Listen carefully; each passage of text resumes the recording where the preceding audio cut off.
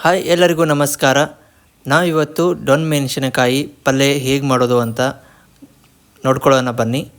ಮೊದಲಿಗೆ ಬಾಣಲಿಗೆ ಎಣ್ಣೆಯನ್ನು ಹಾಕ್ಕೊಳ್ಳಿ. ಆಮೇಲೆ ಸಾಸಿವೆ ಮತ್ತು ಜೀರಿಗೆಯನ್ನು ಹಾಕ್ಕೊಳ್ಳಿ. ಅದಾದಮೇಲೆ ಸ್ವಲ್ಪ ಕರಿಬೇವು ಮತ್ತು ಸಣ್ಣದಾಗಿ ಹೆಂಚಿಕೊಂಡಿರುವಂಥ ಈರುಳ್ಳಿಯನ್ನು ಹಾಕ್ಕೊಳ್ಳಿ.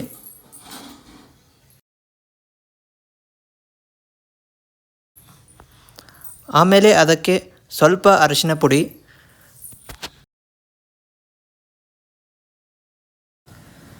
ಮತ್ತು ರುಚಿಗೆ ತಕ್ಕಷ್ಟು ಉಪ್ಪನ್ನು ಹಾಕಿಕೊಳ್ಳಿ.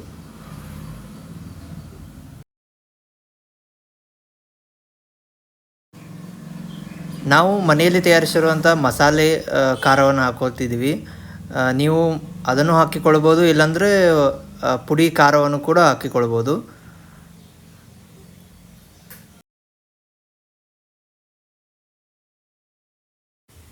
ಆಮೇಲೆ ಅದಕ್ಕೆ ನಾವು ಮನೆಯಲ್ಲೇ ತಯಾರಿಸ್ಕೊಂಡಿರುವಂಥ ಮಸಾಲೆಯನ್ನು ಹಾಕ್ತಾಯಿದ್ದೀವಿ.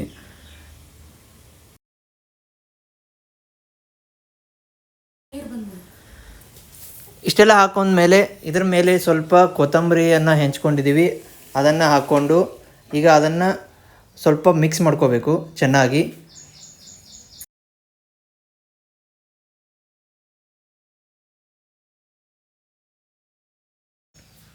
ಚೆನ್ನಾಗಿ ಎಲ್ಲ ಮಸಾಲೆ ಮಿಕ್ಸ್ ಆಗುವವರೆಗೂ ಅದನ್ನು ಚೆನ್ನಾಗಿ ಮಿಕ್ಸ್ ಮಾಡಿ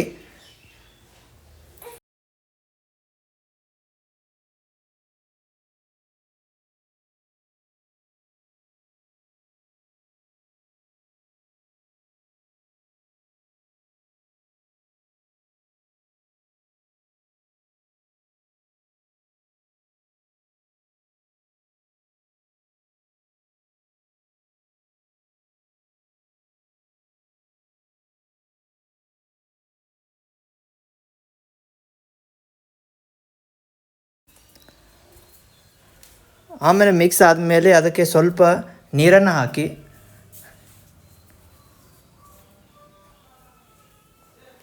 ಈಗ ನಾವು ಮೊದಲು ಡೊಣ್ ಮೆಣಸಿನ್ಕಾಯನ್ನು ಸಣ್ಣದಾಗಿ ಕಟ್ ಮಾಡಿಕೊಂಡು ಅದನ್ನು ಸ್ವಲ್ಪ ರೋಸ್ಟ್ ಮಾಡ್ಕೊಂಡಿದ್ವಿ.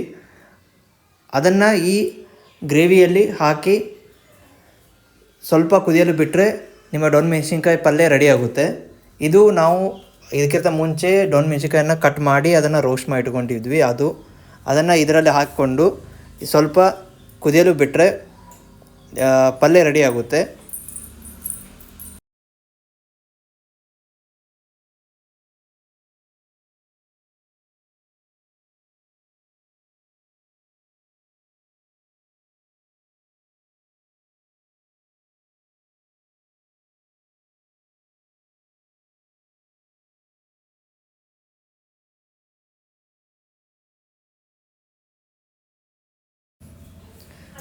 ಅದನ್ನು ಸ್ವಲ್ಪ ಚೆನ್ನಾಗಿ ಮಿಕ್ಸ್ ಮಾಡ್ಕೊಳ್ಳಿ. ಗ್ರೇವಿ ಒಳಗಡೆ ಮಿಕ್ಸ್ ಮಾಡಿಕೊಂಡು ಆಮೇಲೆ ಆದಮೇಲೆ ಸ್ವಲ್ಪ ಅದನ್ನು ಒಂದು 10-15 ನಿಮಿಷ ಬಿಡಿ.